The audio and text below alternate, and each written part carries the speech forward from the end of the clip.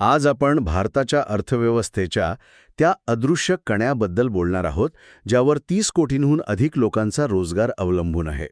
हे क्षेत्र आहे सूक्ष्म, लघु आणि मध्यम उद्योगांचं, म्हणजेच MSME. अदृश्य कणा हा शब्दप्रयोग अगदी योग्य आहे, कारण हे क्षेत्र प्रचंड मोठं आहे, पण अनेक वर्षांपासून ते अनौपचारिक आणि विखुरलेल्या अवस्थेत होतं. एका सुप्त राक्षसासारखं. बरोबर. आणि आपल्याकडे जो एक सविस्तर धोरणात्मक अहवाल आहे, तो सांगतोय की आता यात एक मोठी क्रांती घडतीये.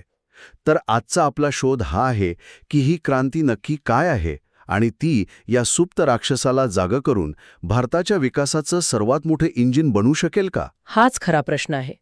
चला, या अहवालाच्या आधारे या बदलांचा वेध घेऊया. सुरुवातच काही आकड्यांनी करूया, जे ऐकून या क्षेत्राचा आवाका लक्षात येईल. आपल्या देशात जवळपास 7.16 कोटी नोंदणीकृत MSME आहेत. हां. आणि हे उद्योग तब्बल 31.33 कोटी लोकांना रोजगार देतात. हे आकडे थोडे थांबवून समजून घेण्यासारखे आहेत. 31 कोटी रोजगार म्हणजे भारताच्या काम करणाऱ्या लोकसंख्येपैकी एक खूप मोठा हिस्सा थेट या क्षेत्रावर अवलंबून आहे. हो. आपण इथे मोठ्या कॉर्पोरेट कंपन्यांबद्दल नाही बोलत आहोत, तर त्या कोट्यावधी लहान व्यवसायांबद्दल बोलतोय, जे आपल्या आजूबाजूला दिसतात. आणि इथेच एक थक्क करणारा आकडा आहे. भारताच्या एकूण निर्यातीत या क्षेत्राचा वाटा किती असेल असं वाटतं. या अहवालानुसार आर्थिक वर्ष 2025 मध्ये तो जवळपास 45.7% आहे. 45.7%. हो. म्हणजे आपण जे काही मेड इन इंडिया म्हणून जगात विकतो, त्यातली जवळजवळ अर्धी उत्पादनं या लहान उद्योगांमधून येतात. हो, हे अविश्वसनीय आहे. मला वाटलं होतं की निर्यातीत मोठ्या कंपन्यांचा दबदबा असेल. मलाही तसंच वाटलं होतं, पण हेच वास्तव आहे.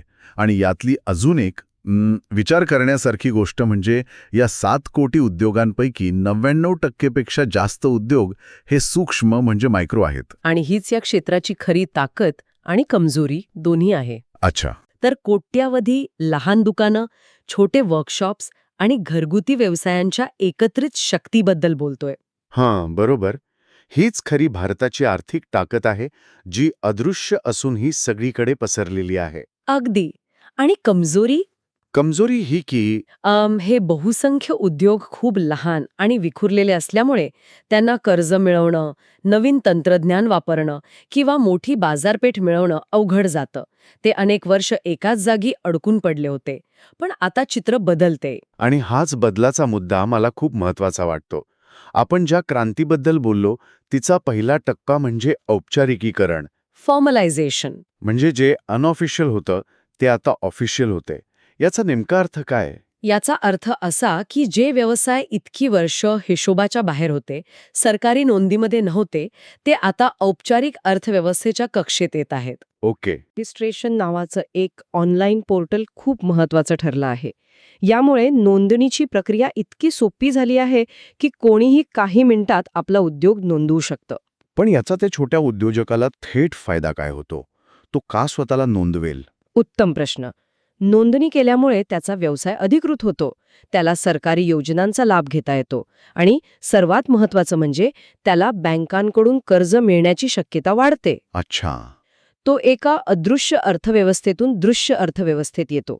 यासोबतच उद्यम असिस्ट प्लॅटफॉर्ममुळे जे अगदीच अनौपचारिक कामगार आहेत, त्यांनाही या प्रवाहात आणलं जाते. म्हणजे हा बदलाचा पाया आहे आणि या पायावर डिजिटल माध्यमांची एक मोठी इमारत उभी राहतीये. बरोबर. जसं की गव्हर्नमेंट मार्केट प्लेस म्हणजे जेम पोर्टल. अहवालात म्हटलंय की या पोर्टलवरून 5.4 लाख कोटी रुपयांचा व्यवसाय झालाय. जीएममुळे काय झालंय ते एका छोट्या उदाहरणावरून समजूया. समजा नाशिकमधल्या एका छोट्या उद्योजकाला खुर्च्या बनवण्याचं काम येतं. आधी त्याला सरकारी ऑफिसमध्ये खुर्च्या पुरवण्यासाठी कोणत्या तरी मोठ्या कंत्राटदाराला भेटावं लागायचं, ज्यात त्याचा बराचसा नफा मध्यस्थ खाऊन जायचे. आणि भ्रष्टाचार होण्याची शक्यताही होतीच.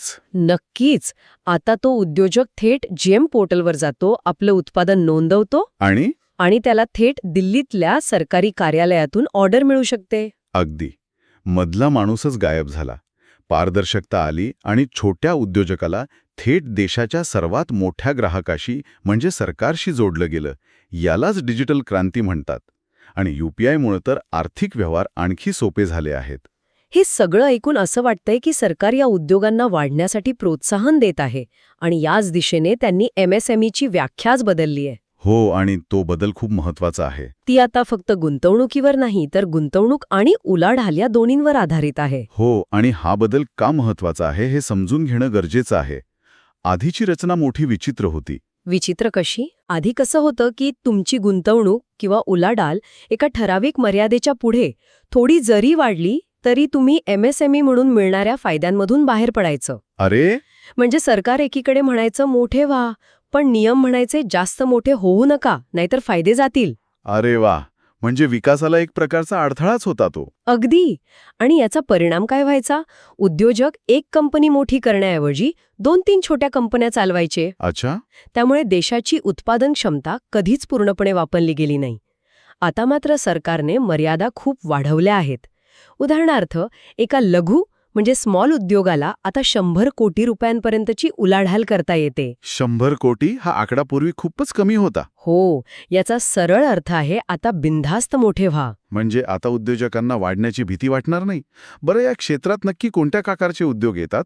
अहवालानुसार यात सुमारे 44% व्यापार करणारे, 35% सेवा देणारे आणि 21% उत्पादन करणारे उद्योग आहेत. हो, आणि यात महाराष्ट्र, उत्तर प्रदेश, तामिळनाडू ही राज्य आघाडीवर आहेत. ह्या आकडेवारीवरून हे स्पष्ट होतं की MSME म्हणजे फक्त कारखाने नाहीत. यात आपल्या गल्लीतला दुकानदार येतो, सॉफ्टवेअर सेवा देणारी छोटी कंपनी येते आणि एखादा छोटा कारखानाही येतो. खरंय. आणि महाराष्ट्र, UP, तामिळनाडू ह्या राज्यांमध्ये व्यवसाय करणं सोपं आहे. तिथे चांगल्या सोयी आहेत आणि काम करायला हुशार लोकही मिळतात. हेच यातून दिसतं. पण या सगळ्या सकारात्मक चित्रात एक मोठं आव्हान नेहमीच राहिलं आहे, आणि ते म्हणजे भांडवल, पैसा. कर्ज मिळणं. हो, यावर मात करण्यासाठी अनेक सरकारी योजना आहेत. पण एक प्रश्न नेहमीच येतो की इतक्या योजना असूनही लहान उद्योजकाला कर्ज मिळवताना इतका त्रास का होतो? हाच खरा कळीचा मुद्दा आहे. योजना असणं ही एक गोष्ट झाली आणि त्यांचा लाभ शेवटच्या घटकापर्यंत पोहोचणं हे दुसरी. अहवालानुसार पतपुरवठा वाढला आहे, पण तो सगळीकडे सारखा नाही. आपण काही प्रमुख योजना पाहूया, जसे की मुद्रा कर्ज योजना. मुद्रा. हो. ज्या अंतर्गत आतापर्यंत 33 लाख कोटी रुपयांपेक्षा जास्त कर्ज मंजूर झालं आहे. ही खूप मोठी रक्कम आहे. हो, मुद्रा योजनेने विशेषतः जे अगदी छोटे व्यावसायिक आहेत, जसे की रस्त्यावरचे विक्रेते किंवा छोटे दुकानदार, ज्यांना बँका कधीच कर्ज देत नसतं, त्यांच्यापर्यंत पैसा पोहोचवला. पण जेव्हा एखादा उद्योजक मायक्रोमधून स्मॉल व्हायचा प्रयत्न करतो, म्हणजे त्याला 50 लाख किंवा 1 कोटी रुपयांचा कर्ज हवं असतं, तेव्हा खरी कसोटी लागते. तिथेच अडचण येते. मग CGTMSE सारखी योजना जी तारणमुक्त कर्ज देते, ती किती प्रभावी ठरते? CGTMSE म्हणजे क्रेडिट गॅरंटी स्कीम. ही संकल्पना खूप चांगली आहे. यात सरकार कर्जाची हमी घेतं, त्यामुळे बँकेची जोखीम कमी होते. बरोबर. अहवालानुसार यामुळे कर्जवाटप वाढलं आहे. विशेषतः महिला उद्योजकांना याचा फायदा झाला आहे. पण आजही अनेक बँकांच्या शाखांमध्ये लहान उद्योजकाकडे एका मोठ्या कंपनीच्या नजरेतूनच पाहिलं जातं. अच्छा. त्यांची कागदपत्र, त्यांची पत त्यांना सिद्ध करता येत नाही. CGTMSE सारखी योजना हीच अडचण दूर करायचा प्रयत्न करते, पण अजूनही पूर्णपणे यशस्वी झाली आहे असं म्हणता येणार नाही. म्हणजे योजना चांगल्या आहेत, पण त्यांची अंमलबजावणी अजून सुधारायला हवी. हो, पण या योजनांमुळे किमान आर्थिक समावेशनाला म्हणजेच फायनान्शियल इन्क्लुजनला चालना मिळाली आहे, हे तर खरं. ज्यांना बँकिंग प्रणालीतून बाहेर ठेवलं गेलं होतं ते आता आत येत आहेत. अगदी. आणि ह्यात DBT म्हणजे डायरेक्ट बेनिफिट ट्रान्सफरचा खूप मोठा वाटा आहे. सबसिडी किंवा इतर सरकारी मदत थेट लाभार्थ्यांच्या खात्यात जमा होते. आर्थिक वर्ष 25 मध्ये 6.83 लाख कोटी रुपये थेट हस्तांतरित झाले. यामुळे मधले दलाल आणि भ्रष्टाचार कमी झाला आणि पैसा गरजूंपर्यंत पोहोचला. हे झालं पैशांबद्दल. पण कोणताही उद्योग केवळ पैशांवर चालत नाही, त्याला कौशल्याचीही जोड लागते. यावर अहवालात काय म्हटलंय? खूप महत्वाचा मुद्दा आहे. केवळ भांडवल देऊन उपयोग नाही, तर ते भांडवल वापरण्याची क्षमता आणि कौशल्यही तितकंच महत्वाचं आहे. बरोबर. या अहवालानुसार जवळपास 15 लाख लोकांना विविध प्रकारचं प्रशिक्षण दिलं गेलं आहे, जेणेकरून ते आपला व्यवसाय अधिक चांगल्या प्रकारे चालवू शकतील. म्हणजे त्यांना नवीन तंत्रज्ञान कसं वापरायचं, हिशोब कसे ठेवायचे, मार्केटिंग कसं करायचं, हे सगळं शिकवलं जातं. बरोबर. यासोबतच बौद्धिक संपदा हक्कांसाठी IPR म्हणजेच पेटंट आणि ट्रेडमार्कबद्दल जागरूकता निर्माण केली जात आहे, जेणेकरून लहान उद्योजक आपल्या नवनवीन कल्पनांचं, आपल्या ब्रँडचं संरक्षण करू शकतील. या सगळ्या प्रयत्नांचा एकत्रित परिणाम काय होतोय? याचा एकत्रित परिणाम असा होतोय की MSME आता केवळ कमी नफ्याच्या कामांमधून बाहेर पडून मूल्यवर्धित उत्पादनांकडे वळत आहेत. मूल्यवर्धन ही संकल्पना थोडी सोपी करून सांगाल का? नक्कीच. याचा अर्थ MSME आता फक्त कच्चा माल विकण्यापुरते मर्यादित राहिलेले नाहीत. उदाहरणार्थ, आधी एखादा शेतकरी फक्त कापूस विकायचा. हां. आता तोच कापूस वापरून धागा बनवणारा किंवा थेट शर्ट शिवून विकणारा छोटा उद्योजक जास्त नफा कमवतो. यालाच मूल्यवर्धन म्हणतात. कच्च्या मालावर प्रक्रिया करून त्याची किंमत आणि गुणवत्ता वाढवणे. छान उदाहरण आहे. म्हणजे ते आता व्हॅल्यू चेनमध्ये वर चढत आहेत आणि याचे परिणाम निर्यातीच्या आकड्यांमध्ये दिसायला हवेत. आणि ते स्पष्ट दिसत आहेत. अहवालानुसार आर्थिक वर्ष 2021 मध्ये या क्षेत्राने 3.95 लाख कोटी रुपयांची निर्यात केली होती. 3.95 लाख कोटी? आणि आर्थिक वर्ष 2025 मध्ये हा आकडा वाढून 12.39 लाख कोटी रुपयांवर पोचला आहे. ही तिप्पट वाढ आहे. ही प्रचंड वाढ आहे.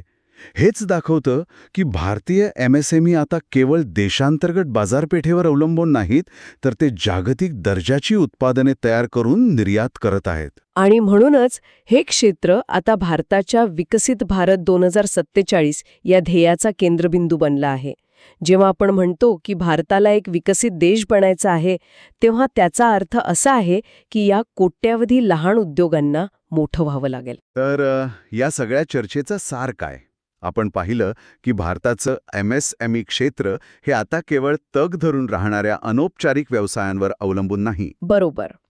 ते आता डिजिटल व्यासपीठ, सरकारी मदत आणि पतपुरवठ्याच्या आधारावर एक औपचारिक आणि विकास केंद्रित क्षेत्र बनत आहे. जो सुप्त राक्षस होता तो आता जागा होतोय. हा एक खूप मोठा संरचनात्मक बदल आहे. हो. म्हणजे जे व्यवसाय आधी फक्त स्वतःच्या अस्तित्वासाठी झगडत होते, ते आता देशाच्या विकासात सक्रिय भागीदार बनत आहेत. हीच या क्षेत्राच्या स्थित्यंतराची कहाणी आहे. डिजिटल क्रांती, सरकारी खरेदीमधील संधी आणि जागतिक बाजारपेठेशी वाढती जोडणी यामुळे हे क्षेत्र भारताच्या विकासाचा पुढचा मोठा गुणक म्हणजे नेक्स्ट बिग ग्रोथ मल्टिप्लायर बनण्याच्या मार्गावर आहे. नेक्स्ट बिग ग्रोथ मल्टिप्लायर, खरंय. हे क्षेत्र भारताच्या आर्थिक प्रगतीला अनेक पटींनी वाढवण्याची क्षमता ठेवतं. आजच्या चर्चेतून आपण या क्षेत्राची ताकद, त्यात होणारे बदल आणि आव्हानं समजून घेतली. पण जाता जाता एक विचार करण्यासारखा प्रश्न मनात येतो. कोणता? आपण डिजिटल क्रांतीबद्दल बोललो, पण पुढचा टप्पा आहे कृत्रिम बुद्धिमत्ता आणि ऑटोमेशनचा. जसजसा याचा वापर वाढत जाईल, तसतसे हे कोट्यावधी लहान उद्योग स्वतःला भविष्यासाठी कसे तयार करतील? या नव्या तंत्रज्ञानाचा वापर त्या आपल्या प्रगतीसाठी कसा करून घेऊ शकतील की या स्पर्धेत ते मागे पडतील? हा एक खूप महत्वाचा आणि गुंतागुंतीचा प्रश्न आहे. आणि याचं उत्तरच भविष्यात या क्षेत्राची आणि पर्यायाने भारताच्या अर्थव्यवस्थेची दिशा ठरवेल. व्हिडिओ आवडला असेल तर लाईक करा आणि अशाच युजफुल व्हिडिओसाठी चॅनलला सबस्क्राईब करायला विसरू नका.